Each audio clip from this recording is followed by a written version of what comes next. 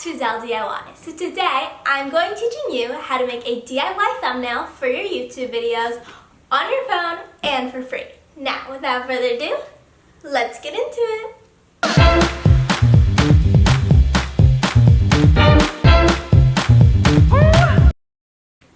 I'm going to teaching you how I made two of my recent thumbnails, one of which only has one picture and the other one has two, and they both have text overlays.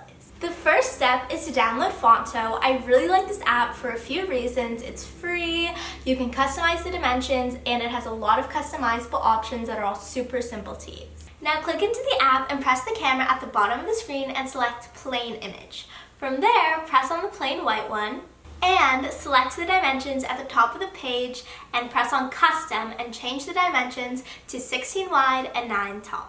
You're going to want to click on the three lines in the bottom left corner and tap add image. From there, just select the picture you want. After pressing use, and adjust / enlarge to fit by using the slider. Once you've correctly sized your image, click anywhere on the screen and press add text. Once you've done that, type what you want to type and then press the font button to get lots of pre-downloaded fonts. However, one place that I like to go for even more options is default.com. They have a lot of really unique and cool fonts, then there'll definitely be one that you like. Once you find one that fits your liking, just click download, and once it's downloaded, there will be a downward pointing arrow near the search bar. If you click on it, click on the font that you just downloaded, it'll take you to the Finder, at which point if you hold it down, press share, more, and then add to the font, and you'll have it right there in the app. Now that the font is downloaded, go ahead and write your text and click on that font that you just downloaded. Now that you've written your text, you might want to change the color, and if you press style, you'll have a bunch of different color options. I usually either like to choose black or white because they're the easiest to read, and I just pick whichever one looks best with the picture that I chose, and then I'll also press stroke and add the opposing color so that it'll pop more on the screen. I usually like to add a little bit more text just so that the thumbnail has a little bit more personality, so I'll just repeat those steps with adding something else that's a little fun and cutesy. And there is one thumbnail complete.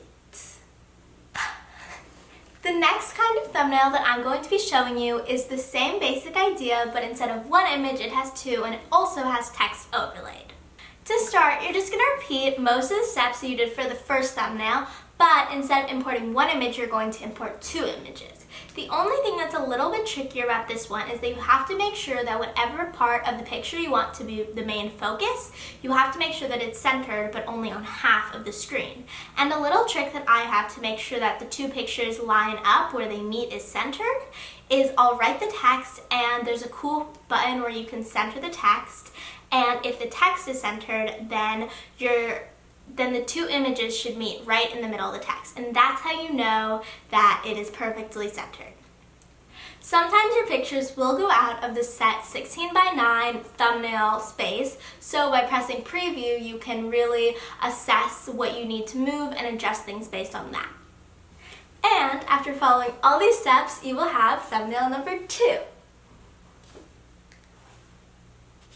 Some things to keep in mind when making a thumbnail is you want to make sure that the picture is really colorful so that it's eye-catching and people want to click on it more.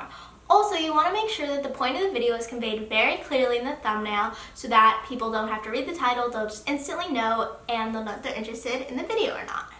Also, make sure to not put anything important in the bottom right corner because that's where the timestamp is, so it'll be covered.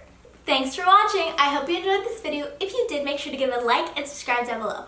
Also, ring the bell so you get notified every time I post a video. And see you next week.